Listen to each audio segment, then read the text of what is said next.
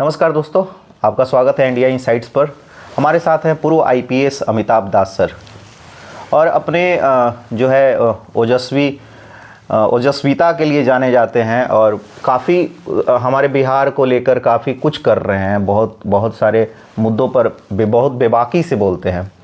आज हम लोग बात करेंगे बीपीएससी में जो धांधली का आरोप लगा बीपीएससी चेयरमैन के ऊपर में, और जिस तरीके से पटना के डीएम चंद्रशेखर सिंह ने एक थप्पड़ मारा और उस थप्पड़ की गूंज आज लोकसभा में पहुंची। पप्पू यादव जो सांसद हैं पूर्णिया से, उन्होंने लोकसभा में इस मुद्दे को उठाया। सर, आपने पहले बोला था मीडिया में भी ये बात कि पेपर लीक होने का आसार है, तो क्या कैसे हुआ, क्या हुआ? देखिए, सही कहा आपने। मेरा अपना YouTube चैनल है दास बोले बिंदास, उस पर मैंने 10 तारीख को ही एक वीडियो डाला था कि संजीव मुखिया करा सकता है बीपीएससी का पेपर लीक। ये संजीव मुखिया, मैं दर्शकों को बता दूं, नालंदा का रहने वाला है और बिहार में जो पेपर लीक गिरोह है उसका ये सरगना है। और कोई भी बड़ी परीक्षा में जब पेपर लीक होता है बिहार में, नीट हो या सिपाही भर्ती हो या शिक्षक भर्ती हो, उसमें संजीव मुखिया का नाम आता ही आता है।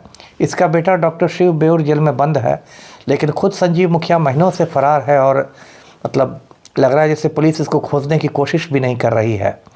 और देखिए, कल 13 दिसंबर को प्रारंभिक परीक्षा हुई 17वीं बीपीएससी की, और उसमें बिहार के 36 जिलों में 912 केंद्र बनाए गए। सिर्फ पटना ज़िले में 60 केंद्र थे। और जो बहुत बड़ा एक परीक्षा केंद्र है पटना में, लोग तो कहते हैं कि एशिया का सबसे बड़ा परीक्षा केंद्र है बापू परीक्षा केंद्र पटना के कुम्भराड़ में। 10 से 15 हज़ार तक की उसकी क्षमता है।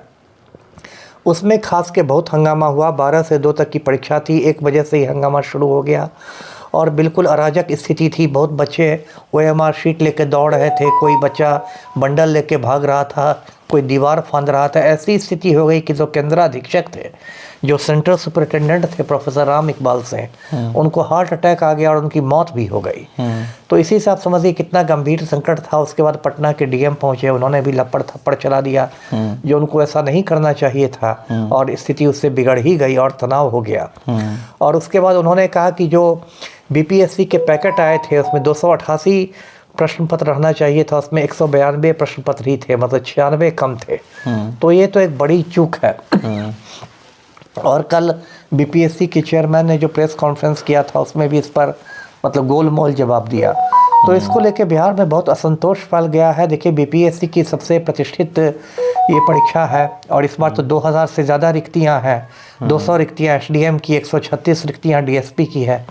4,83,000 बच्चों ने फॉर्म भरे हैं। और इसके पहले नॉर्मलाइजेशन को भी लेके बहुत कचरा फैला। तो कुल मिलाकर जो भी हो रहा है वो बहुत एक दुर्भाग्यपूर्ण स्थिति है बिहार के बच्चों के लिए और बिहार के बाहर के बच्चों के लिए जो इसमें भाग लेते हैं। जी, तो क्या लगता है, मानेंगे ये लोग बीपीएससी वाले कि उनसे कोई त्रुटि हुआ है?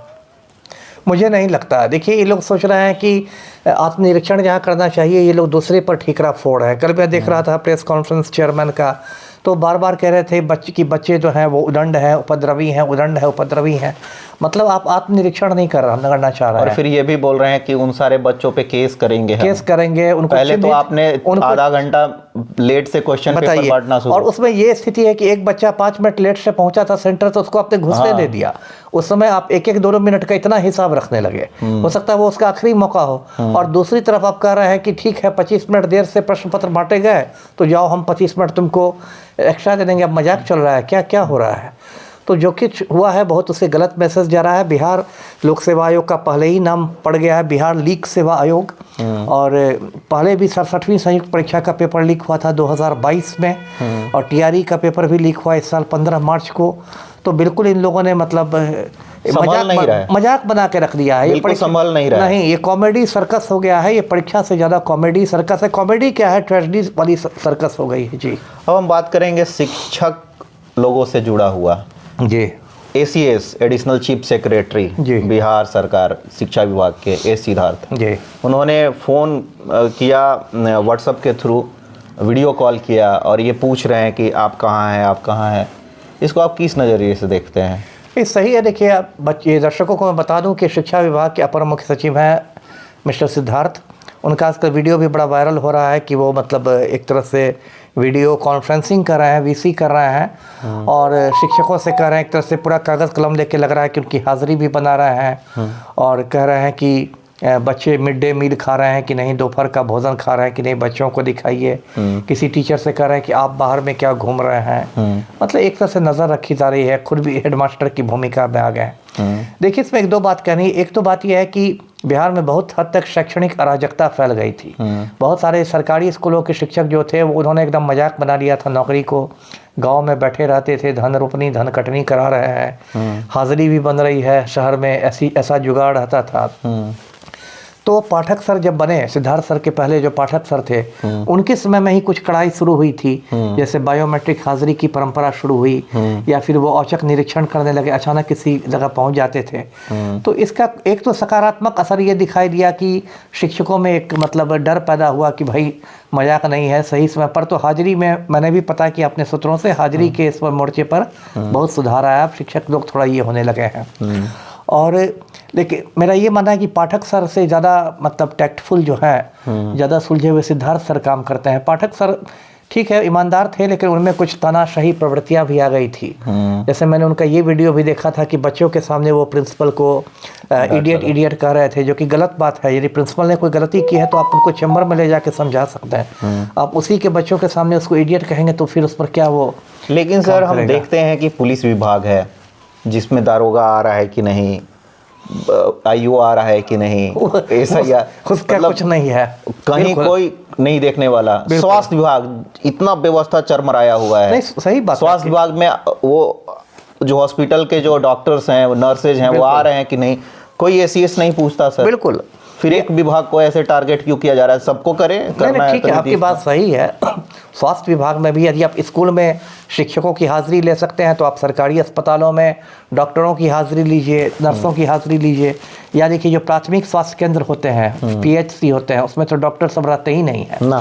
ये तो बिहार में पूरा एक रैकेट चलता है। बहुत सारे जगह को मैं जानता हूँ कि जो ग्रामीण इलाकों में पोस्टिंग हो जाती है डॉक्टरों की, तो वो शहर में प्रैक्टिस करते हैं, एक भी दिन गाँव नहीं जाते हैं, और बदले में जो सिविल सर्जन होते हैं उनको अपने 1 महीने का वेतन देते रहते हैं। ये पूरा एक रैकेट बना हुआ है, उस पर भी होना चाहिए। चाहे पंचायती राज विभाग को देख लीजिए, गांव में सड़क और ये करने के लिए तो कभी नहीं कॉल जाता है। बिल्कुल। या राजस्व विभाग को, राजस्व और भूमि सुधार, ये राजस्व भूमि सुधार सबसे भ्रष्ट विभाग, सरकारी विभागों में सबसे भ्रष्ट विभाग माना जाता है राजस्व एवं भूमि सुधार को। और जो अंचलाधिकारियों के कार्यालय होते हैं, सीओ के ऑफिस होते हैं, वो तो एकदम लूट खसोट के अड्डे होते हैं। तो कभी कभी राजस्व विभाग के भी जो भी प्रिंसिपल सेक्रेटरी हैं, एसीएस हैं, उनको भी थोड़ा कष्ट कर लेना चाहिए।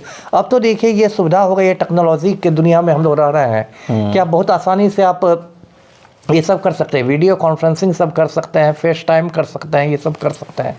पहले के ज़माने में तो ये नहीं था। जी। अतुल सुभाष, समस्तीपुर के लाल अतुल सुभाष जी, जिन्होंने बंगलुरु में सुसाइड कर लिया, वो तो बहुत दुर्भाग्यपूर्ण है। देखिए दर्शकों को मालूम होगा 2-3 दिन पहले ऐसी एक आत्महत्या हुई है बंगलोर में। एक एआई इंजीनियर ने आत्महत्या कर लिया, अतुल सुभाष, जो मूलतः समस्तीपुर के पूसा रोड के रहने वाले थे। सिर्फ 34 बरस के थे और उनकी आत्महत्या से पूरा हिंदुस्तान हिल गया है। क्योंकि सुसाइड के पहले उन्होंने 1.5 घंटे का एक वीडियो बनाया और 24 पन्नों का सुसाइड नोट छोड़ा है। और उसमें जो उन्होंने अपनी कहानी बताई है वो बहुत मतलब दर्दनाक कहानी, उसने पूरे सिस्टम पर सवाल खड़ा कर दिया है।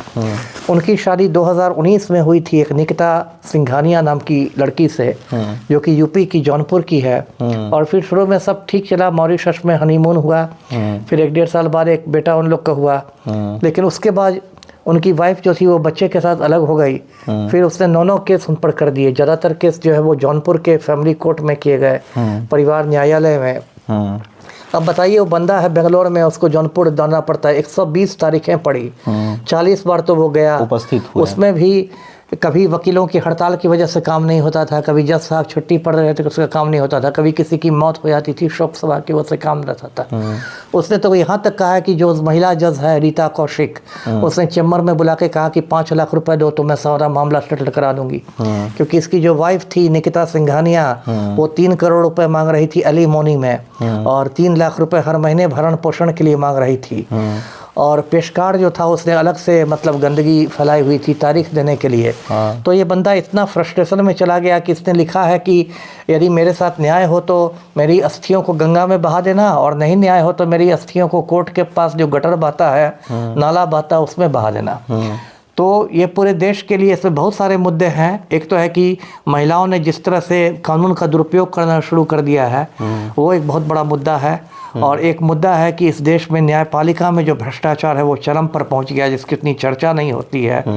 और उसी से जुड़ा मुद्दा एक मानसिक स्वास्थ्य का मुद्दा है कि एक एआई इंजीनियर जो एक प्रतिभाशाली लड़का है, कम उम्र का है, वो इस तरह से अपनी जान दे देता है। तो बहुत सारे मुद्दे हैं जिस पर पूरे समाज को आत्मनिरीक्षण करना चाहिए। जी, तो ये था आज का बातचीत। हम लोगों ने 3 बिंदुओं पर बातचीत किया।